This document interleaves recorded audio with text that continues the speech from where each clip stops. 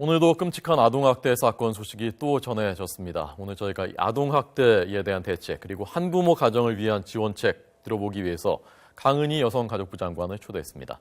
안녕하십니까? 네. 요즘 소식 들으시면서 좀 마음이 아프시고 네. 여러 가지 생각을 많이 하시겠습니다. 다 자제분이 다 예, 자녀들이 있으시고. 저는 이제 이미 장성해서 예. 뭐 아동이라고 하기는 어렵고요. 그렇지만 어머님의 청년들이죠. 심정을 다 네. 잘 아시니까요. 네. 예. 어떤 생각이 드십니까? 요즘 보시면서. 글쎄 뭐 한두 건이 아니고 지금 연일 이런 사건이 터져서 정말 뭐 너무 참담하고 어떻게 우리 가족이 이렇게까지 항폐화됐는지 정말 절망적인 마음이 많이 듭니다. 예. 예. 여성가족부 입장에서도 물론 교육부하고 경찰에서 대책을 네. 내놓고 있습니다만 예. 또 대책을 마련하고 계신 거죠? 예, 교육부는 일단 전체 그 아동들에 대한 전수조사를 지금도 진행을 하고 있고, 예. 뭐 아동들 실질적인 상태를 지금 보고 있고요. 우리 여성가족부에서는 거기에 관련된 실제 아동들과 그리고 결국 이 문제를 풀려면 네. 부모 교육을 해야 되지 않을까. 그런 입장에서 교육부, 보건복지부, 우리 여성가족부하고 TF를 만들었습니다. 그래서 TF에서 여러 가지 의견들을 계속 조율하면서 실질적인 대책을 준비하고 있습니다. 네. 부모를 교육한다는 게 사실은 근데 워낙 광범위하기도 네, 하고 그렇죠. 뭘 어떻게 예. 가르쳐야 되는 것인지도 좀 예. 모호하기도 하고요. 그리고 뭐 또 부모 교육을 어떤 대상으로 어디까지 해야 되고 어떻게 시작해야 되느냐 좀 막연하게 느껴질 수도 있는데 이 부분을 체계화시키고 또 국민들께 실질적으로 좀 다가갈 수 있는 형태로 교육을 시키는 방안을 연구를 하고 있습니다. 네.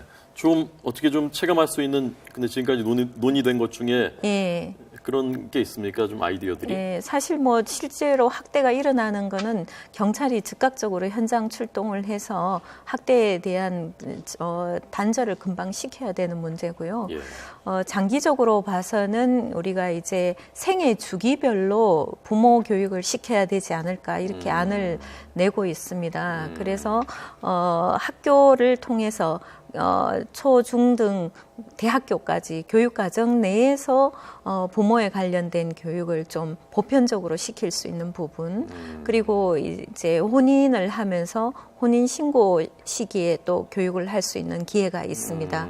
그리고 이제 아이를 임신했을 때 우리가 지금 아이를 임신하면 아이 사랑 카드 해서 바우처를 지급하고 있거든요. 그 바우처를 받기 전에 또 필수적으로 부모 교육을 할 수 있는 방안 그리고 아이를 출산하고 난 이후에 이제 유치원이나 어린이집에 갔을 때 부모 교육을 할 수 있는 기회가 있고요. 아이를 또 초등학교 입학했을 때 중학교 입학했을 때 각 단계마다 사실은 좀 면밀하게 살펴보면 교육을 할 수 있는 기회가 상당히 있습니다. 그렇군요. 예.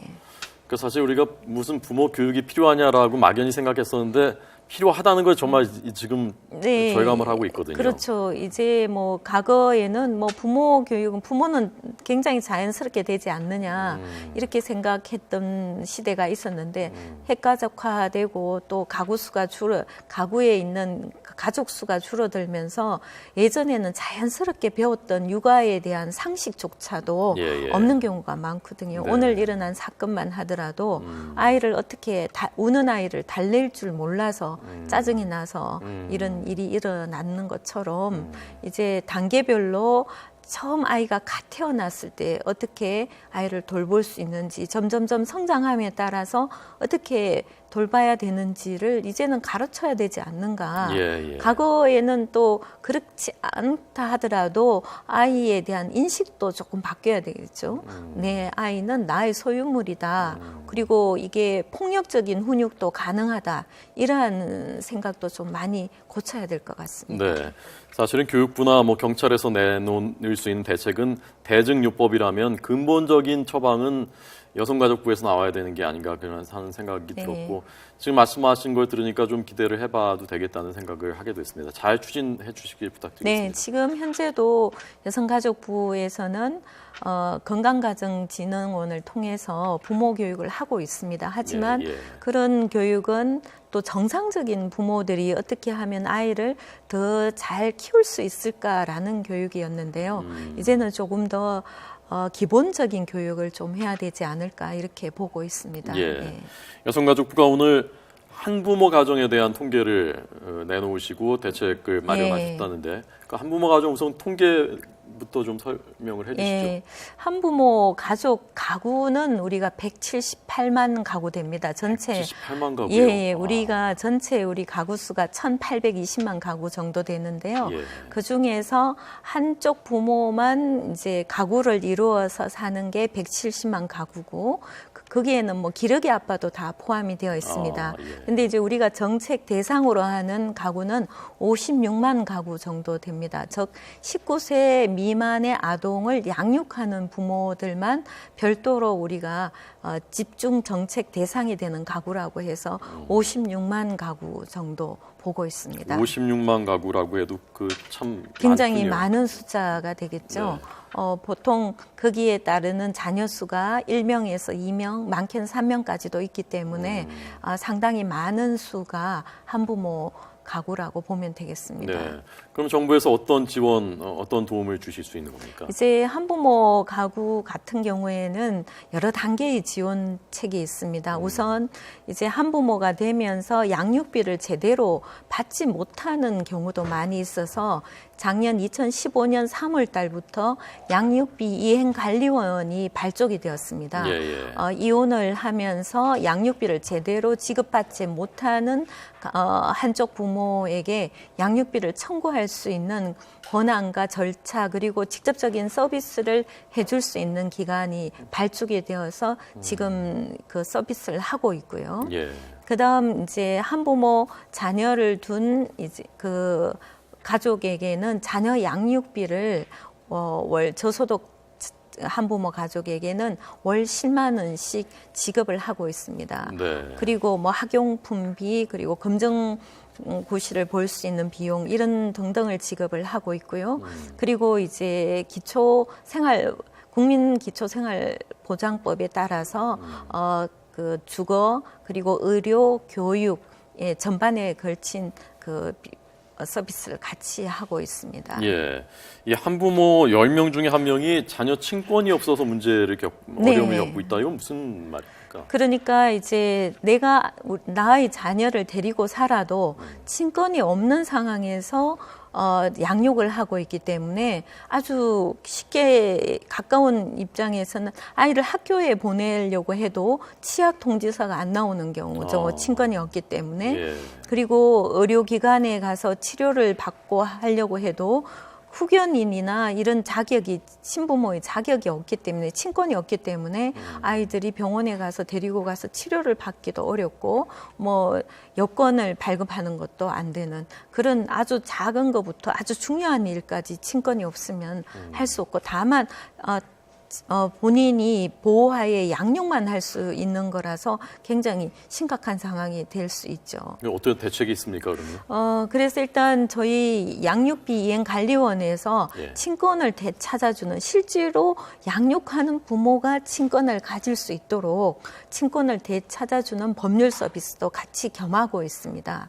만약에 이러한 부분이 안 된 한부모 가족이 계시면 가까운 법률구조공단에 가서 신청을 하면 그런 서비스를 지원받을 수 있습니다. 법률구조공단으로 가시면 지원을 받을 수 있군요. 그러니까 법률적인 그 상담과 지원을 받아서. 아니면 가볍게 우리 양육비 이행관리원으로 전화를 하셔도 그 서비스에 대한 안내를 하고 가까운 법률구조공단을 안내해드리고 있습니다. 저희가 지금 그 양육비 이행관리원 홈페이지하고요. 전화번호는 132로 전화하시면 상담을 받으실 수 있습니다. 쉽게 받으실 수 있습니다. 네, 알겠습니다. 마지막으로 그 돌봄 공백이 심각하다고 하는데 아이들이 홀로 남겨지는 거기에 대해서 실태하고 좀 대책을 말씀을 해주십시오. 일단 그 전체 지금 현재는 어린이집이나 취학하기 전에는 어린이집이나 유치원을 갈 수가 있는 거죠. 그리고 이제 그 학교가 갔을 때가 문제인데요. 학교 수업을 마치면 좀 일찍 하교를 하지 않습니까? 예. 그러면 하교 후에 이제 엄마가 없는 경우가 그 5명 중에 1명 정도는 아이를 일주일에 한 평균 3일 정도는 혼자 있는 시간이 많다고 합니다.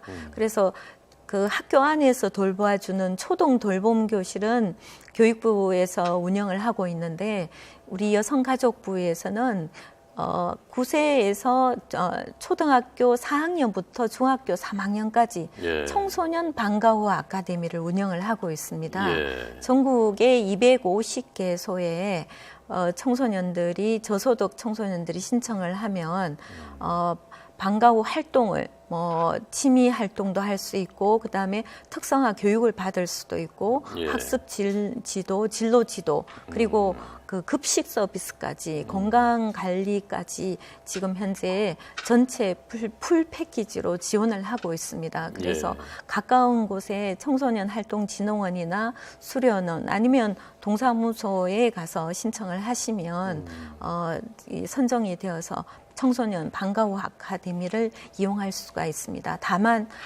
수요에 비해서 저희가 전국에 25개 센터를 지금 운영을 하고 있는데 250개가 아니고요? 250개, 예, 250개 그 센터를 운영하고 있는데 네. 수요에 비해서 조금 부족하다는 그러네요. 게 좀 문제이고 있습니다. 네, 예. 확충돼야 될 것 같습니다. 예.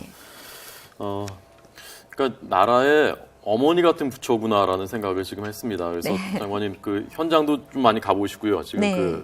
지금 말씀하신 아카데미 그런데 현장 많이 가보시고 하시면서 정말 어머니의 마음을 잘 챙겨주시기를 제가 뭐 국민의 대표는 아니지만 부탁드리겠습니다.